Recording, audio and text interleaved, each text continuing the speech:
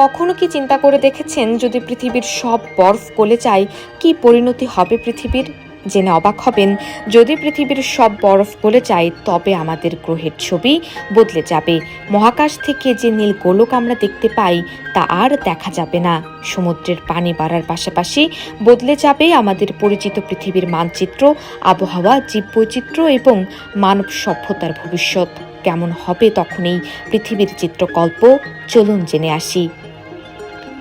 জলবায়ু পরিবর্তন সহ নানা কারণে বিশ্বের তাপমাত্রা বাড়ছে, একই সঙ্গে বাড়ছে সমুদ্রের তাপমাত্রাও। এর ফলে মেরু অঞ্চলের বরফ ও বড় বড় হিমবাহ দ্রুত গলে যাচ্ছে, আর তাই দীর্ঘদিন ধরেই বরফ গলে যাওয়ার হার নিয়ে উদ্বিগ্ন বিজ্ঞানীরা। বরফ গলে যাওয়ার সম্ভাব্য ভয়াবহ পরিণতির সম্পর্কে সতর্ক করেছেন তারা।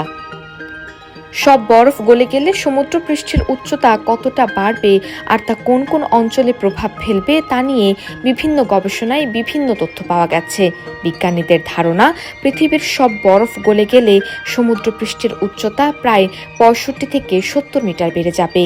এই বিপুল পরিমাণ জলরাশি উপকূলীয় অঞ্চল ও নিচু দ্বীপরাষ্ট্রকে ধ্বংস করে দেবে।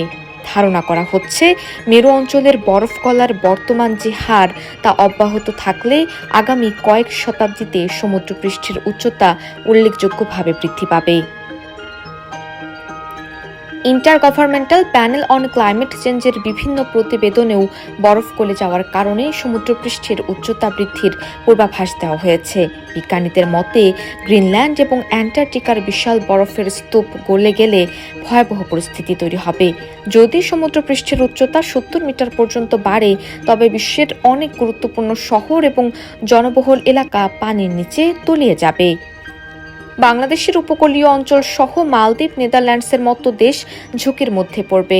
এছাড়া Venice, New York, London, Tokyo, Shanghai ও মুম্বাইয়ের মতো গুরুত্বপূর্ণ শহরে প্রভাব দেখা যাবে। বিভিন্ন দ্বীপরাষ্ট্র সবচেয়ে বেশি ঝুঁকিতে পড়বে। মালদ্বীপ, কিরিবাতি, টুভালুর মতো অনেক ছোট ছোট দ্বীপরাষ্ট্র মানচিত্র থেকে চিরতরে মুছে যাবে। জলবায়ু ও আবহাওয়ার রূপান্তর ঘটবে।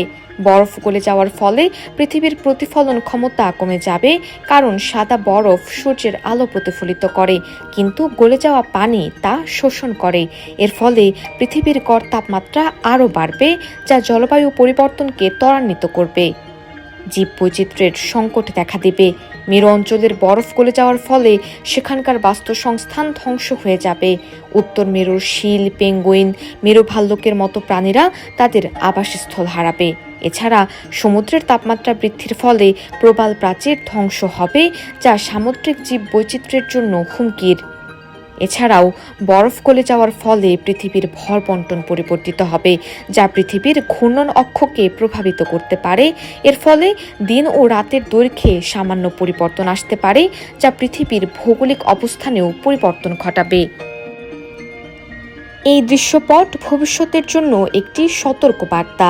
যদিও পৃথিবীর সব বরফ গলে যেতে কয়েক হাজার বছর সময় লাগতে পারে, কিন্তু বর্তমানের কার্বন নিঃসরণ এবং গ্লোবাল ওয়ার্মিং এই প্রক্রিয়াকে ত্বরান্বিত করছে।